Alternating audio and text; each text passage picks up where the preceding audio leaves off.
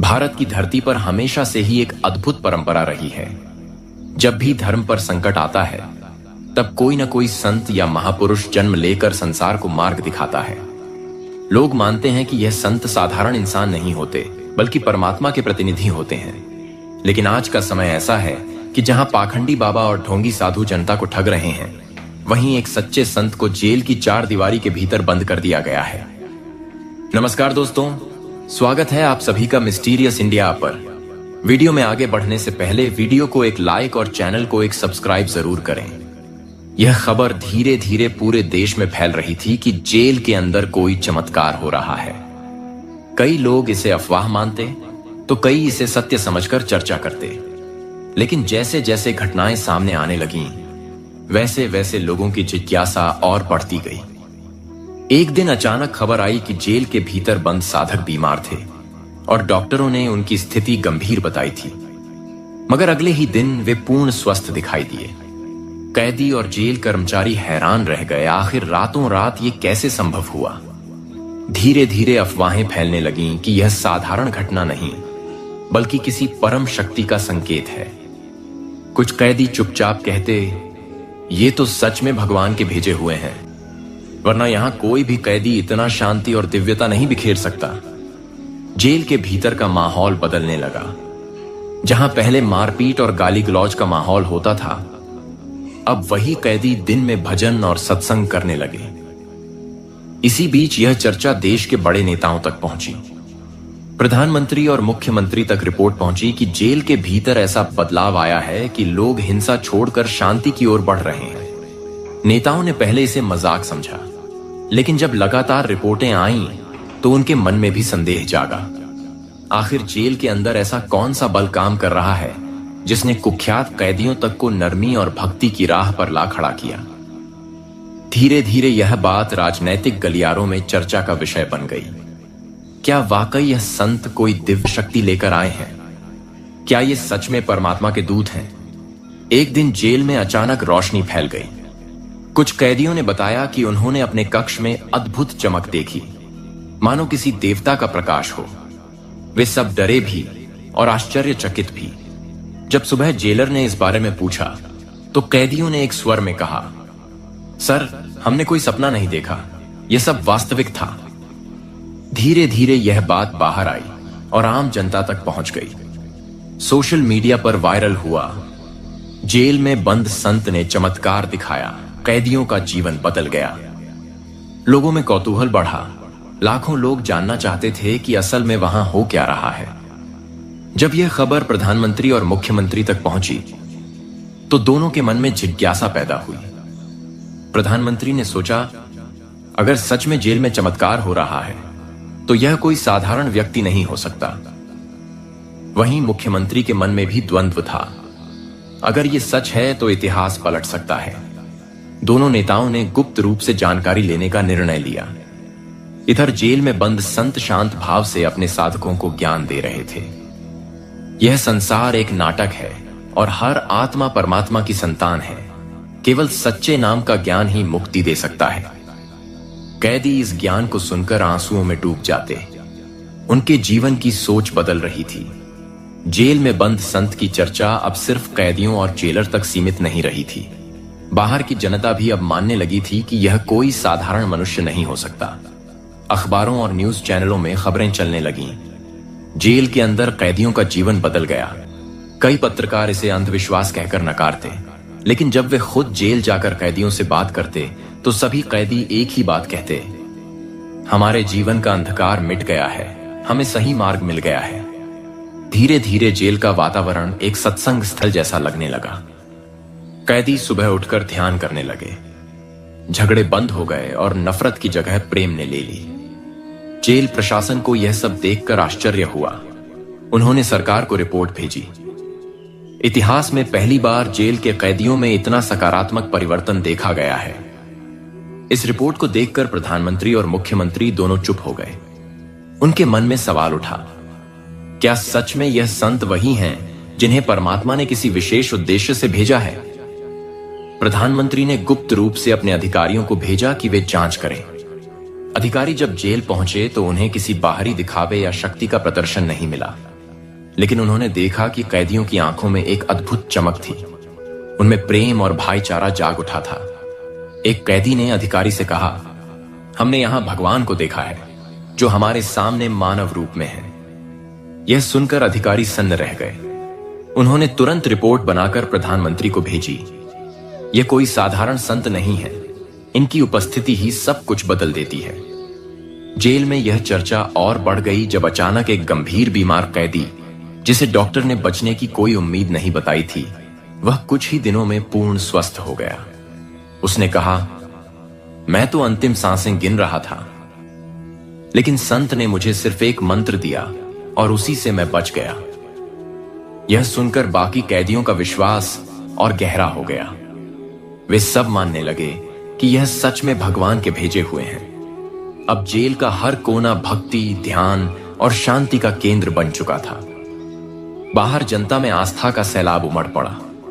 लोग जेल के बाहर इकट्ठा होकर केवल एक झलक पाने की कोशिश करते। पुलिस प्रशासन ने रोकने की बहुत कोशिश की, मगर लोग कहते, हमें हमारे भगवान की झलक चाहिए, हमें उनकी वाणी सुननी है। प्रधानमंत्री और मुख्यमंत्री दोनों सोच में डूब गए। एक ओर राजनीति का दबाव था, तो दूसरी ओर यह चमत्कार और लोगों का विश्वास। अगर वे इसे अनदेखा करते तो इतिहास उन्हें दोषी ठहराता, अगर मान लेते तो उनकी सत्ता और नीतियों पर सवाल उठते। इसी बीच एक चमत्कार और हुआ जिसने सबको हिला दिया। जेल के अंदर रात को अचानक बिजली चली गई। पूरा परिसर अंधकार में डूब गया, लेकिन गवाह बताते हैं कि संत की कोठरी से तेज प्रकाश फैलने लगा जिसने पूरे जेल को रोशन कर दिया। कैदियों ने कहा, यह प्रकाश हमें डर से बचा रहा है, यह कोई साधारण इंसान नहीं है। सुबह जब यह खबर बाहर पहुंची तो जनता और भी अधिक श्रद्धा से भर उठी। सोशल मीडिया पर यह वायरल हो गया। जेल में परमात्मा का प्रकाश प्रकट हुआ। अब प्रधानमंत्री ने खुद मुख्यमंत्री से कहा, हमें सच जानना होगा, यह कोई सामान्य मामला नहीं है। यदि सच में जेल में परमात्मा का प्रतिनिधि बंद है तो यह पूरे राष्ट्र के लिए बड़ा संकेत है। मुख्यमंत्री पहले संकोच में थे, लेकिन फिर उन्होंने भी माना, हां, हमें वहां जाना ही होगा। अगर यह सब झूठ है तो हम सच्चाई जान पाएंगे, और अगर यह सच है तो हम इतिहास बदलने का काम करेंगे। प्रधानमंत्री और मुख्यमंत्री दोनों ने अचानक एक दिन जेल का दौरा करने का निर्णय लिया। इस दौरे को गुप्त रखा गया ताकि मीडिया को खबर न लगे। जब वे जेल के अंदर पहुंचे तो उनके सामने का दृश्य देखकर वे अवाक रह गए। कैदी अनुशासन में बैठे थे, शांतिपूर्वक भजन कर रहे थे। जेलर ने बताया, सर, यही वे संत हैं जिनकी वजह से सब बदल गया है। इन्होंने कैदियों को नया जीवन दिया है। प्रधानमंत्री और मुख्यमंत्री जब संत के सामने पहुंचे तो उनके मन में एक अनजाना कंपन हुआ। दोनों नेताओं ने हाथ जोड़कर प्रणाम किया और कुछ देर तक बोल ही नहीं पाए। संत की आंखों में जो दिव्यता और शांति थी, उसने उनके हृदय को झकझोर दिया। प्रधानमंत्री ने सोचा, मैंने जीवन कई साधु संत देखे हैं, लेकिन यहां कैसी अनुभव पहले कभी नहीं हुआ। यह सच में कोई दिव्य आत्मा है। मुख्यमंत्री भी भीतर से कांप उठे और बोले, महाराज, आप जेल में क्यों हैं? आपकी जगह तो मंदिर में होनी चाहिए।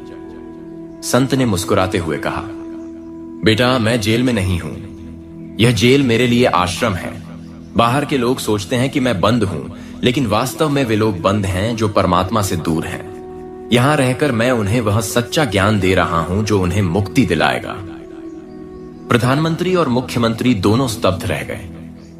उनके हृदय में पहली बार यह भावना जागी कि शायद वे सच में एक दिव्य पुरुष के सामने खड़े हैं। दोनों नेताओं ने मन ही मन प्रणाम किया और सोचने लगे, क्या यह वही समय है जब परमात्मा का संदेश सीधे हमारे सामने आ रहा है? प्रधानमंत्री और मुख्यमंत्री दोनों उस संत की बात सुनकर गहरी सोच में पड़ गए।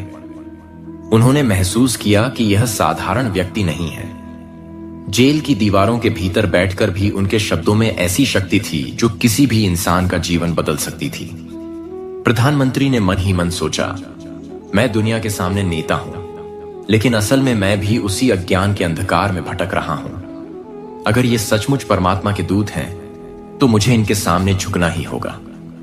जब दोनों नेता संत के चरणों में बैठे तो संत ने शांत स्वर में कहा, बेटा, सत्ता और ताकत से किसी का उद्धार नहीं होता। असली उद्धार तभी होगा जब आत्मा परमात्मा से जुड़ जाएगी। आज पूरी दुनिया भौतिकता के पीछे भाग रही है, लेकिन मुक्ति का रास्ता केवल सत्य ज्ञान में छुपा है। प्रधानमंत्री और मुख्यमंत्री इन वचनों को सुनकर गहराई से प्रभावित हुए।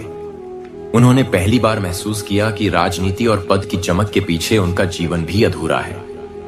इसी दौरान जेल में एक और घटना घटी जिसने सबको और भी विस्मित कर दिया। रात को अचानक एक भयंकर तूफान आया। जेल की दीवारें हिलने लगीं। सभी कैदी डर से कांपने लगे। तभी संत ने कहा, डरो मत, यह सिर्फ प्रकृति की चेतावनी है। जो सच्चे मार्ग पर चलता है उसे कोई आपदा छू भी नहीं सकती। अगली सुबह जब लोग बाहर आए तो देखा कि जेल की चारदीवारी के बाहर कई पेड़ गिर गए थे, लेकिन जेल की दीवारों को कुछ भी नहीं हुआ। सभी ने इसे एक और चमत्कार मान लिया। अब यह चर्चा देश विदेश में फैलने लगी। विदेशी मीडिया तक खबर पहुंची कि भारत में एक संत जेल में बंद हैं, लेकिन वहां से चमत्कार और आध्यात्मिक क्रांति फैल रही है। हजारों लोग जेल के बाहर जमा होने लगे। वे सिर्फ यह कहते, हमें एक बार उनके दर्शन करा दो, चाहे जेल की सलाखों से ही क्यों न सही। प्रशासन हैरान था कि इतनी सुरक्षा व्यवस्था के बावजूद लोग लहरों की तरह उमड़कर आते जा रहे थे। प्रधानमंत्री ने गुप्त मंत्रणा की। उन्होंने कहा, अगर यह सिलसिला इसी तरह चलता रहा तो पूरा देश इन्हें भगवान मान लेगा, और अगर यह सच है तो हमें भी इनके बताए मार्ग को मानना होगा। मुख्यमंत्री भी सहमत हुए। दोनों नेताओं ने तय किया कि वे एक बार फिर संत से मिलेंगे, लेकिन इस बार सवालों के साथ। वे जानना चाहते थे कि क्या वाकई ये संत परमात्मा के भेजे हुए हैं। दूसरी मुलाकात में प्रधानमंत्री ने संत से पूछा, अगर आप सचमुच परमात्मा के दूत हैं तो दुनिया में इतना दुख, इतनी हिंसा क्यों है? संत ने उत्तर दिया, बेटा, दुख इसलिए है क्योंकि इंसान परमात्मा को भूल गया है। जब लोग झूठे गुरुओं के पीछे जाते हैं, पाखंडी बाबाओं के चक्कर में पड़ते हैं, तब वे भटक जाते हैं। परमात्मा हमेशा अपने प्रतिनिधि को भेजते हैं ताकि सच्चे मार्ग पर चलने वाले बच सकें, लेकिन यह संसार ही उस प्रतिनिधि को पहचान नहीं पाता। यह सुनकर प्रधानमंत्री और मुख्यमंत्री दोनों स्तब्ध रह गए। उन्हें लगा कि यह वचन किसी सामान्य इंसान के नहीं हो सकते। तभी अचानक जेल के भीतर एक बीमार कैदी संत के पास लाया गया, जो मरने की कगार पर था। संत ने बस अपने हाथ उठाए और उसे एक नाम का उपदेश दिया। आश्चर्यजनक रूप से कुछ ही घंटों में उस कैदी की हालत सुधरने लगी। प्रधानमंत्री और मुख्यमंत्री ने यह दृश्य अपनी आंखों से देखा। उनके दिलों में यह बात बैठ गई कि यह कोई धोखा या भ्रम नहीं, सच्चाई है। अब दोनों नेताओं के मन में द्वंद्व था। एक ओर राजनीति और सत्ता का दबाव था, दूसरी ओर यह दिव्य साक्षात्कार। आखिरकार प्रधानमंत्री ने संत से कहा, महाराज, अगर आप सचमुच परमात्मा के दूत हैं तो हमें मार्ग दिखाइए। हमें बताइए कि हम अपने लोगों को किस दिशा में ले जाएं। संत ने मुस्कुराते हुए कहा, राजनीति का खेल चलता रहेगा, लेकिन अगर तुम अपने देशवासियों को सच्चा सुख देना चाहते हो तो उन्हें सच्चे नाम और सच्चे ज्ञान की ओर ले जाओ। बाकी सब अस्थाई है। सत्ता और पद कुछ समय का खेल है, लेकिन आत्मा का उद्धार शाश्वत है। प्रधानमंत्री और मुख्यमंत्री ने इस बात को हृदय से स्वीकार किया। वे जानते थे कि वे जेल से बाहर जाकर यह सब दुनिया से खुलकर नहीं कह सकते, लेकिन भीतर ही भीतर उनका दृष्टिकोण बदल चुका था। उन्होंने प्रण लिया कि वे अपने जीवन को अब केवल सत्ता के लिए नहीं, बल्कि जनता के सच्चे कल्याण के लिए समर्पित करेंगे। उसी दिन दोनों नेताओं ने संत से आशीर्वाद लिया और नतमस्तक होकर वहां से निकल पड़े। उनके चेहरे पर अब वैसी घबराहट नहीं थी, बल्कि एक गहरी शांति थी। कुछ ही समय बाद यह खबर बाहर फैली कि प्रधानमंत्री और मुख्यमंत्री दोनों जेल से लौटने के बाद बदले बदले दिखाई दे रहे हैं। उनके निर्णयों में अब पहले जैसी कठोरता नहीं, बल्कि करुणा झलकने लगी थी। जनता यह समझ नहीं पा रही थी कि आखिर यह परिवर्तन अचानक कैसे हुआ। सच्चाई सिर्फ उन्हीं को पता थी जिन्होंने संत के चरणों में बैठकर वह दिव्य अनुभूति पाई थी। यह कहानी यहीं समाप्त नहीं होती, क्योंकि संत की वाणी अब जेल की दीवारों से निकलकर पूरे देश और दुनिया में फैल रही थी। जो पहले इसे अंधविश्वास समझते थे, वे भी अब सोचने लगे थे, क्या सचमुच भगवान जेल की सलाखों के पीछे बैठे हैं और हम बाहर होते हुए भी कैद में जी रहे हैं? और यही था उस चमत्कारिक कथा का संदेश। सच्चा परमात्मा कहीं बाहर नहीं, बल्कि ज्ञान और सत्य में छुपा है। जो उसे पहचान लेता है वही वास्तविक मुक्ति पाता है। ये वीडियो पसंद आई हो तो इस वीडियो को लाइक जरूर करें और नीचे कमेंट बॉक्स में सत साहिब लिखकर अपना समर्थन दें। इसे ज्यादा से ज्यादा शेयर करें ताकि सच्चाई हर किसी तक पहुंचे, और हमारे चैनल को सब्सक्राइब करना न भूलें। साथ ही बेल आइकन जरूर दबाएं ताकि आप अगली रहस्यमयी और सतलोक आश्रम की सच्ची बातें सबसे पहले देख सकें।